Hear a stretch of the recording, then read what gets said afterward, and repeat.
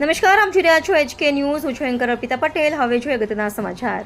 ગાયને રાષ્ટ્રીય પશુ જાહેર કરવાની માંગ સાથે AIMIM દ્વારા કલેક્ટરને આવેદન.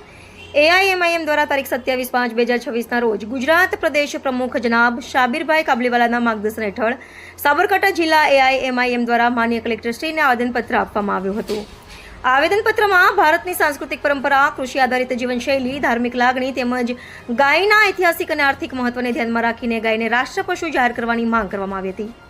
કાર્યક્રમ દરમિયાન AIMIMના વિવિધ હોદ્દેદારો અને આગેવાનો ઉપસ્થિત રહ્યા હતા, જેમાં સાબરકાંઠા જિલ્લા પ્રમુખ તલા કેલાવાલા, જિલ્લા પ્રભારી સિકંદરભાઈ શેખ, હિંમતનગર શહેર પ્રમુખ રાજુભાઈ પઠાણ તેમજ જિલ્લા સોશિયલ મીડિયા પ્રભારી હનીફ ખાન મકરાણી સહિત મોટી સંખ્યામાં કાર્યકર્તાઓ અને સમર્થકો જોડાયા હતા. AIMIMના આગેવાનો દ્વારા રજૂઆત કરવામાં આવી હતી કે ગાય ભારતીય સંસ્કૃતિ અને કૃષિ વ્યવસ્થાનો મહત્વપૂર્ણ ભાગ રહી છે, તેથી તેને રાષ્ટ્ર પશુ તરીકે જાહેર કરવા સરકાર જરૂરી પગલાં ભરે. HK news, Sabarkantha.